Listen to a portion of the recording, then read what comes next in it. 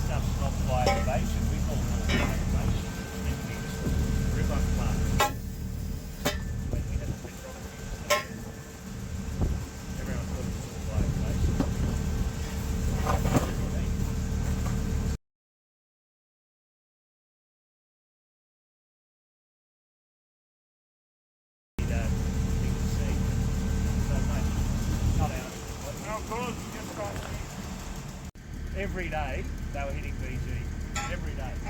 Apart from a Monday, wasn't it? So that's technically drilled on the Monday.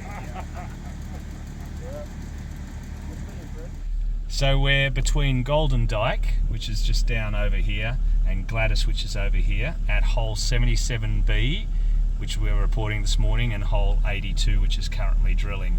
The holes are drilling from the west to the east. Now we're going to take a drive, like James Corbin in his car room karaoke, along the trace of hole 77 to give an impression of the scale. It's very hard to envisage 400 metres averaging 5 grams per tonne within those very high grade veins, 13 of them. So we're going to drive along and drive you along the trace broadly as much as the roads allow.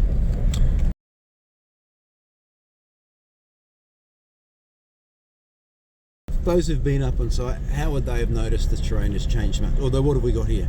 So this is another rig drilling shallower holes into the rising sun set of veins.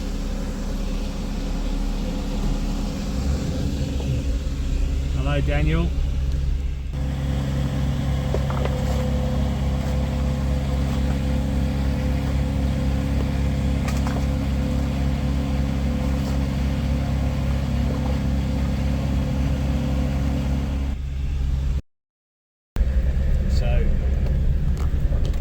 So we're driving through what is relatively new growth.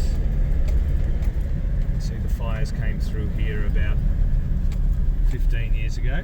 Some old drill collars that are yet to be rehabilitated. When we rehabilitate, you won't see those at all. Very low impact diamond drilling. Now, what's typical about this terrain? It seems all the trees are very thin, you know, the size of your arm, leg kind of thing. This was all completely blackened by the bushfires. This is typical of the whole area around here. This is typical of the area. It hasn't been stopped since the bushfires, and most of the trees are all new growth. So it's a very much a bush scrubby block that exists. This is the Rising Sun shaft that we're driving up to now, and some other shafts on the right hand side, and pits, and the Rising Sun shaft to our left. Beautiful. So we are now at about the start of mineralisation 77. There's a few hits before here, so we're probably down at about 400 metres down the hole. We've driven about 250 metres, 300 perhaps. As we go, it's a bit wet still.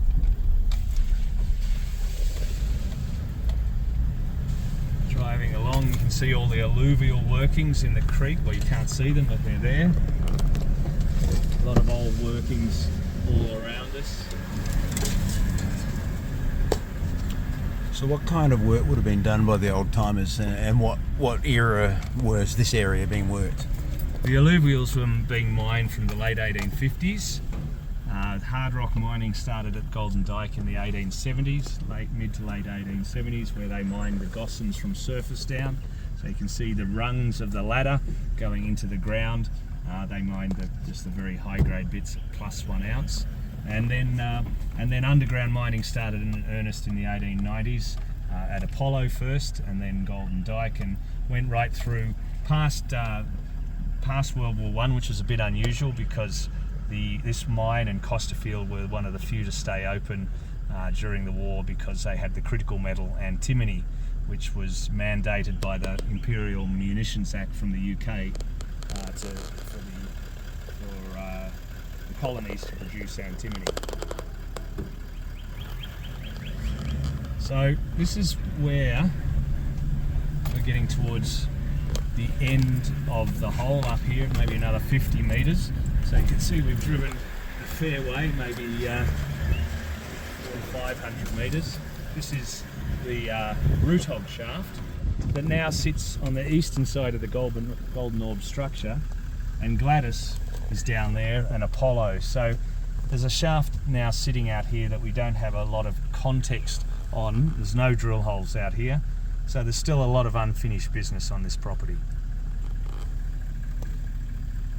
And is this the extent of the drill hole? So I know we're obviously very deep, but how deep and how far? So yeah, so it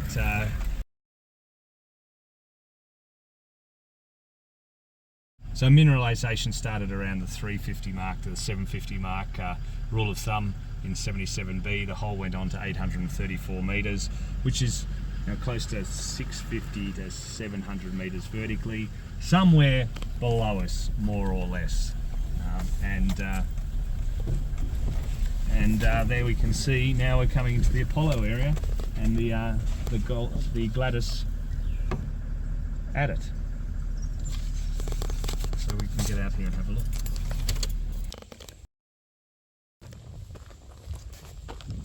So we're about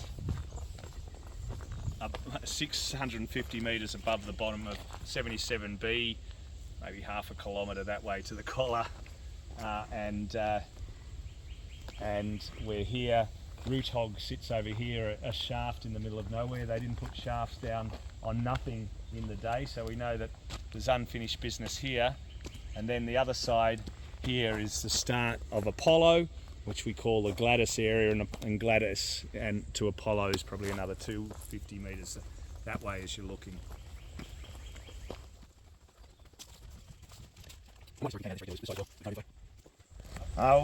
It's important to remember that this field, which is basically 1.2 kilometres from Christina through to Apollo, and we're sitting a few hundred metres from the Apollo end, was mined by many different companies. So unlike today where Southern Cross has got control of the entire field, there was lots of companies. So reconciling a lot of the old mining records was quite difficult. The mines were joined. There wasn't a lot of incentive to report all production. That anyone who knows who looks into Victorian mining production stats. This is Gladys. It was one part of the Apollo area. Overall, there may be 25 or 30,000 ounces taken out of these mines or more. And in the day, they mined at +1 ounce. They only recovered half the gold because half the gold reported to the antimony, so only half was gravity recoverable. In the 1900s, they brought cyanide in to retreat those antimony-rich areas, and then, as I mentioned before, the mines were kept open during World War I to supply antimony to the British war efforts, to dose their uniforms and tents with fire retardant material and to harden their bullets. So here we are about a kilometre away from Golden Dyke. This is the Apollo end that we're drilling back from the east to the west under Apollo. This is hole 93, one of the upcoming holes that has just started. As you come into the zone, especially from the hanging side, we're sort of in the zone, so I don't know if this is relevant. I was wondering if some of that is the Astra Pyro now.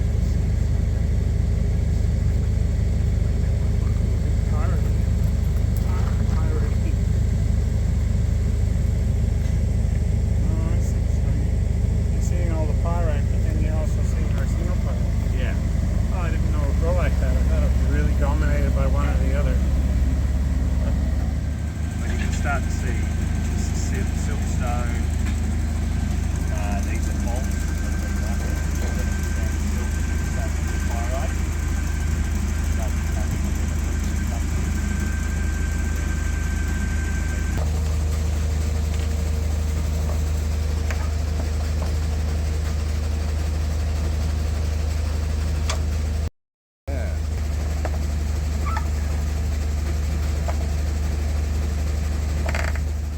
Oh, well, Tom, we've had a quick run around and showing everybody where 77B was drilled, where 82's being drilled. We took a drive across the horizontal projection across Rising Sun, took a bit of a sneak peek at Apollo, and then went and saw the, Gladys, and then went and saw the rig at Apollo. And I suppose there's three things in our strategy that we've talked to with the market. That's targeting grade, which 77 has done in spades. It's increasing the volume, which 77 is doing by being that step out hole between 25 and 60 metres from hole 50, and then scale, and showing this is a district scale proposition. And here we've got 320 acres freehold, a little donut of Crown land in the old workings from sort of Rising Sun to Apollo. The Golden Dyke end is all freehold. And then, as far as the eye can see, 8 kilometres that way, we were drilling and got some drill holes to report. We've got 12 holes out that way, so a lot to do, hey? Well done, very exciting. Very.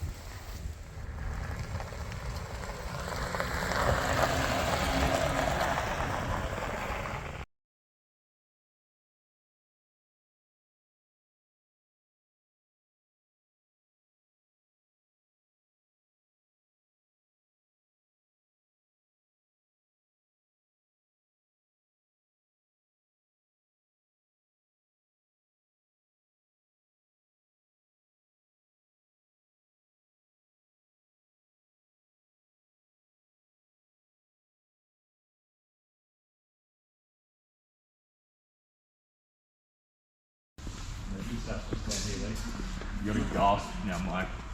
My God. I can see it already.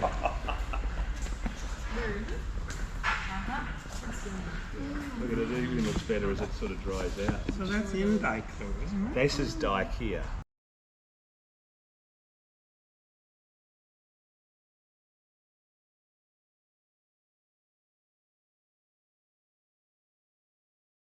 And over there. And obviously some faulting and My favorite. So here we are in the core shed in Kilmore. All the core that we've drilled all around us on these pallets, the 30 odd thousand metres of drilling. And then we've got everybody working away here in the core racks. We've got geologists and core technicians logging the core, marking the core up for cutting, so it can be sent to the core shed, which is just out, sorry, the core cutting shed, which is just out here. And then half of it goes to the laboratory, half stays in the tray. So you can see here, this core's been halved. This is 77, and this hole here hasn't been halved yet because it is still being processed. This happens to be hole 89. Okay, here we are on hole 77B, just from 725 metres down, and you can see the core's been cut. There's quite a lot of gold through this interval, but the key zone was one of the key zones. The highlight zone was 6 metres at 200 odd grams, which was 0.8 at 1740, and that's this interval in here. And everything that you see that glitters is literally gold. You see dozens of points of gold, visible gold, all through here, if it shows up on the camera. So beautiful stuff. Still with the stibnite at these levels. It's in the transition zone between the stibnite coming and leaving us. And a very exciting drill hole, one of the 13 structures. Now we can show you the next step of the process after we've logged it and recorded all the information. It goes to the core cutting facility here. It's all locked up, it's quite a noisy job, which is a diamond saw cutter, and this is where the core goes in, ready for marking, ready for cutting. You can see that cutting lines are on the core, ready to halve that core. Half in the bag. You can see the sample numbers here. Those sample numbers go in the bag. It's the very high pitched sound, which is the core going through the machine as we speak.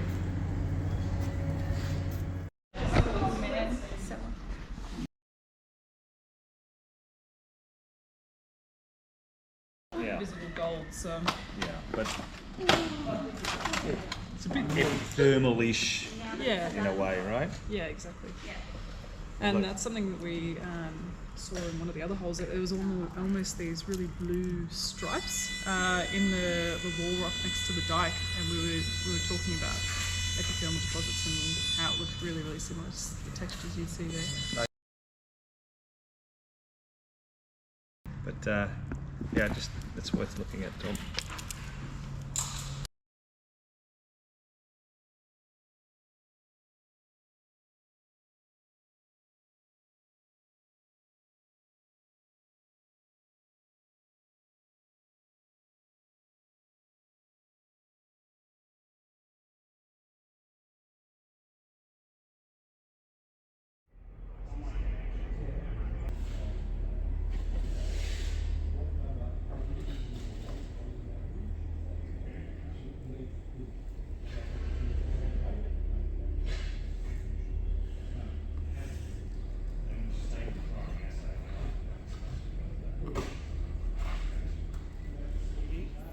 Very excited to be the chairman of this exciting company. We've had a fantastic morning looking at the scale of the project on the ground and the drill rigs.